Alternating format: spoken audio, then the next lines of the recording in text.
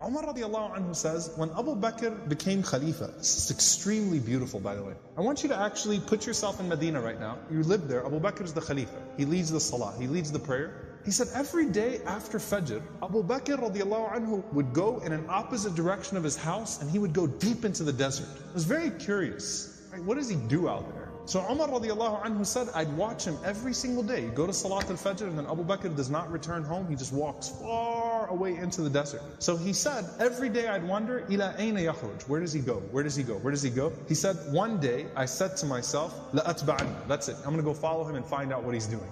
I just can't get over this curiosity of mine. So Umar Radhiyallahu Anhu said, I kept the pace from him to where he was at the end of my eyesight, meaning I walked just as far away to where I could still see him. And then he said, I saw him go into this beat up old house. So Umar Radhiyallahu Anhu said, I quickly went and I hid behind.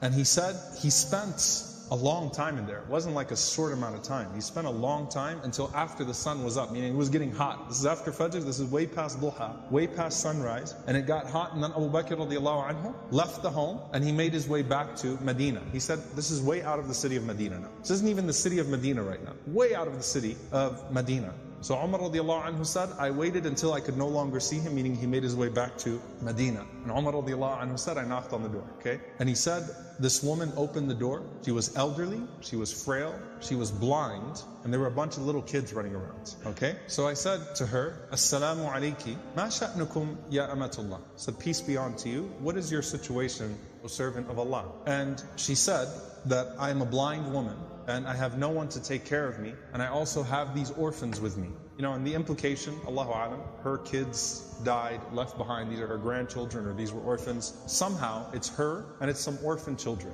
And she says, I have no one to take care of me, and these orphans. Umar Radhiyallahu Anhu said, who is that visitor that comes to you every single day? The answer, she says, I don't know who he is. La yuthkar li ismuhu abada. He never once shared his name with me. He never bothered to tell me his name. Umar Radhiyallahu Anhu said, well, what does he do? قالت جزاه الله خير. She said, may Allah reward him. Every morning he comes. Listen, by the way, she details it. She says, he cleans my home, he washes our clothes, he grinds our wheat, he bakes our bread, he cooks our breakfast, and then he leaves. Subhanallah, think about that. If this was the only narration we had about Abu Bakr, it's incredible. Seriously, the leader, the head of the ummah, the khalifa, the most important man in the ummah right now, with his station, with his status, and he goes out every morning to this house, and he doesn't even tell the woman what his name is. He's just consider me a secret fa'il khair, right? Just some good doer. Washes the clothes, cleans the house, grinds the wheat, bakes the bread, cooks the breakfast, and then makes his way back to govern the ummah. That is absolutely incredible. Umar Radhiyallahu Ta'ala Anhu says, every single day, like, is this really what he does every single day? She said, every day, may Allah bless him. Umar Radhiyallahu Anhu said, do you pay him anything? She said, nothing. Umar Radhiyallahu Ta'ala Anhu started to cry, and he said, أَتَعَبْتَ الْخُلَفَاءَ بَعْدَكَ يَا أَبَا بَكْرِ. You have exhausted every successor of yours, O Abu Bakr. You've exhausted us. Anyone that comes after you is exhausted. Because this is a standard that is impossible for us to meet. A gem here, by the way, very important. Can you imagine how many deeds of Abu Bakr that history has never recorded? You know, the books of the fada'il, the virtues of Abu Bakr, the things that he used to do. Can you imagine how many of those secrets he actually managed to hide? And why did he not think of himself too good to still do that thing?